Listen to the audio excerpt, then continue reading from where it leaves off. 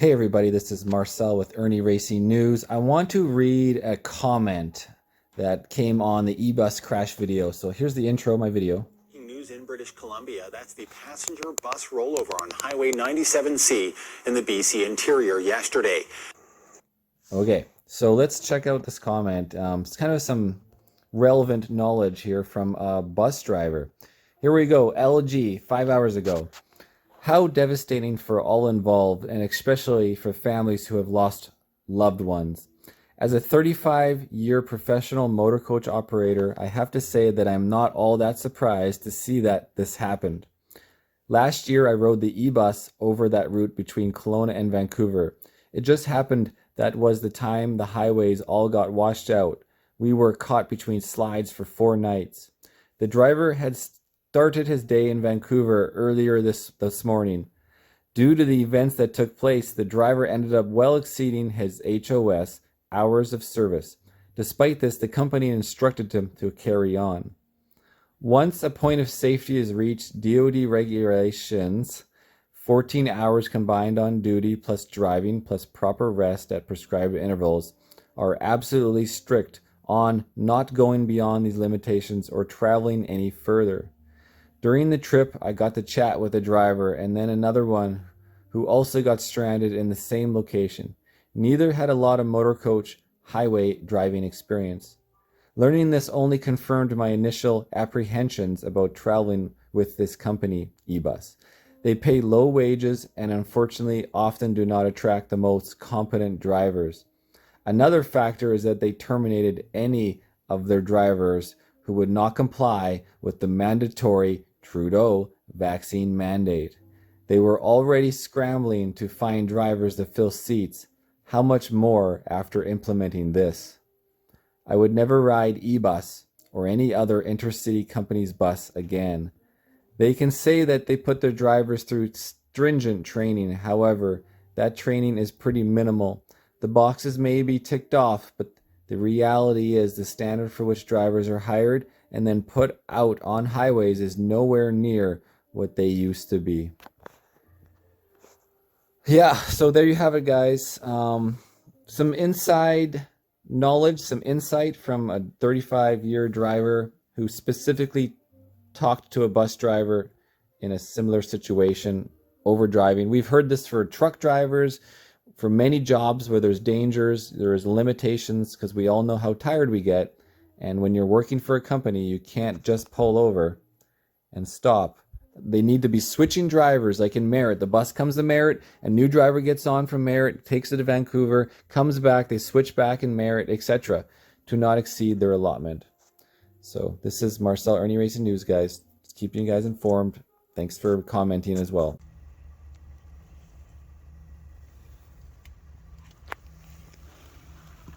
Look at this. There's a reason you need your wipers up. Look at this. This is freezing rain. Look at this. This is pure ice. And we got the poles out walking. So yeah, because it rained ice. It was raining ice. It would come down and turn to ice, and it becomes all the roads that all these hiking paths. Doesn't matter if things were plowed, they were concrete yesterday. You're just layering frozen water, freezing water everywhere. So you saw the car and you saw this.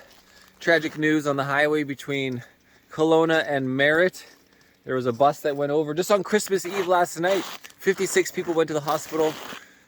4 people died on the e-bus. And it's so ironic because my mom was just saying earlier, it's like, oh, if you don't want to drive, you know, you can jump on the e-bus. Or my brother's vehicle needed to go mechanic, jump on the e-bus.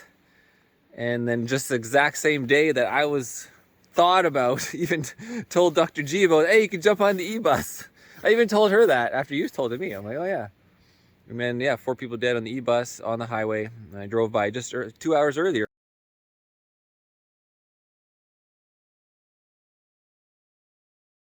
We now can tell you that there have been multiple fatalities and injuries. The highway known as the Okanagan Connector was closed in both directions. It is now back open between West Kelowna and Aspen Grove. Crash that happened yesterday evening when this passenger bus was heading from the Kelowna area to Vancouver. And as you mentioned, this happened on the Okanagan Connector. That's a highway that goes up quite a high mountain pass and connects with the Coquihalla Highway. We're hearing that the bus rolled over on its side, and paramedics arrived to the scene to find multiple casualties. The passengers were taken to 3 different hospitals in the area. That 8 people still remained injured in hospital, 2 of them seriously. All of us want our family to be safe, and they want to be with us during the holidays. There's been a number of flights canceled to get people to places like Vancouver, so people were probably trying every which way to get there. And Ebus is an important service that links the interior to the lower mainland, and it just breaks your heart.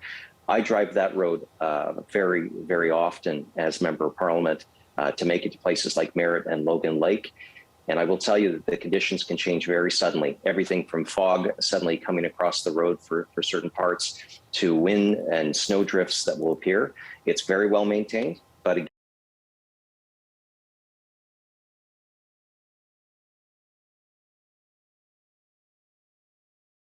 So there's 2 photos that I took going from Kelowna to Merritt for Christmas with my family out here. And if I had taken the e-bus, if I had taken my mom's advice, there was a probable chance I would have been on the exact same e-bus.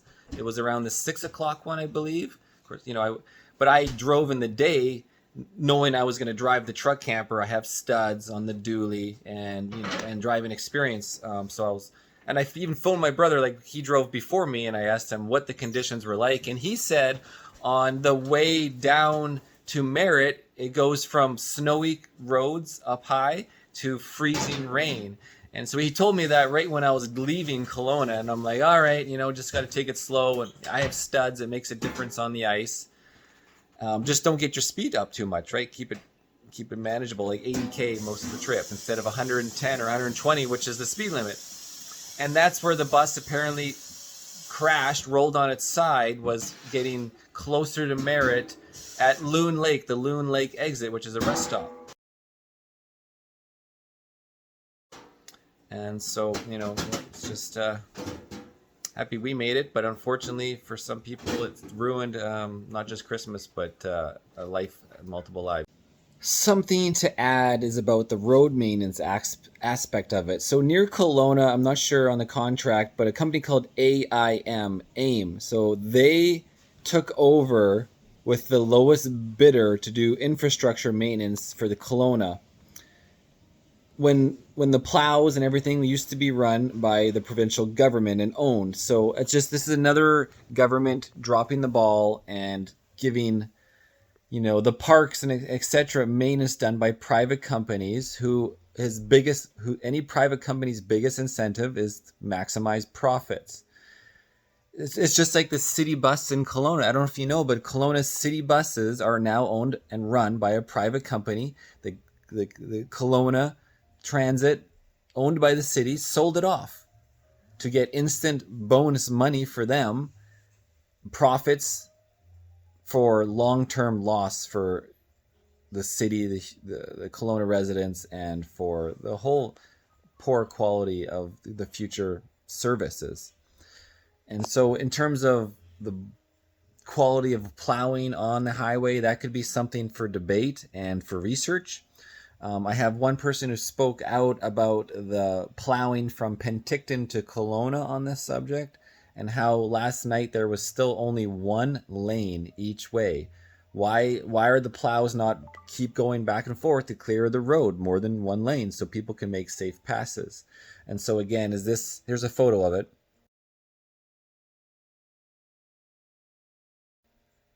Is this a question of the private sector service not living up to what the contract is stating?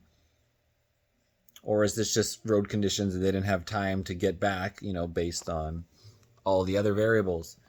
And so in terms of the e-buses, we have several variables. Road conditions, are they not properly maintained? Salting, sanding the roads. They have to sand the roads, not just plow them, and plow them a certain amount of times. So when I drove over the connector from Kelowna to Merritt and past the Loon Lake where it was turning to ice from freezing rain, the freezing rain was already known for several hours, at least 2 hours, because my brother had freezing rain around 2 o'clock and I was coming down around 4 o'clock as it was just getting dark, and then the bus was coming down around 6 p.m. So there was 2, 4, 6 hours that there could have had a gravel truck drive and sand at just the last quarter, the last fifth of the highway when you get from Loon Lake to Merritt. So it's an hour highway. It's an hour, just over an hour drive from Kelowna to Merritt. In the last section, there was plenty of time for a sanding plow truck to lay down some sand, which could have saved these 4 people's lives and 52 other injuries. So something to think about. And I never saw a single plow on the highway. When you drive past, there's usually plows on the side of the roads parked. There's sand gravel pits along the road. I personally never witnessed any plow. Another very important topic to think about and consider in the problems with this and many other things in our country is because of Trudeau's mandates, which we all know, even CensorTube, you can speak about it now because it is known, because the Pfizer CEO said on camera that they never tested for. Was the Pfizer COVID vaccine tested on stopping the transmission of the virus before it entered the market? If not, please say it clearly. If yes, are you willing to share the data with this committee? And I really want a straight answer, yes or no, and I'm looking forward to it. Thank you very much. Regarding the question around, did we know about stopping humanisation before it's entered the market? No. We had to really move at the speed of science to really understand what is taking place in the market. And from that point of view, we had to do everything at risk. Have you taken the vaccine, sir? No, I haven't taken it yet. This year, we will have around 50 million doses available, of which most of them have already been manufactured. So the doses are there available. Next year, we will do 1.3 billion doses. If you don't get vaccinated, you're antisocial. This is what the Dutch Prime Minister and Health Minister told us. You don't get vaccinated just for yourself, but also for others. You do it for all of society. That's what I said. Today, this turned out to be complete nonsense.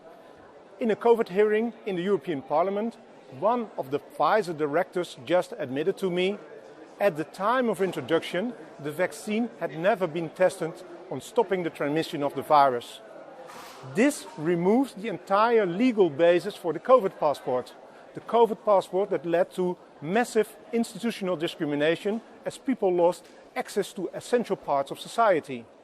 I find this to be shocking, even criminal.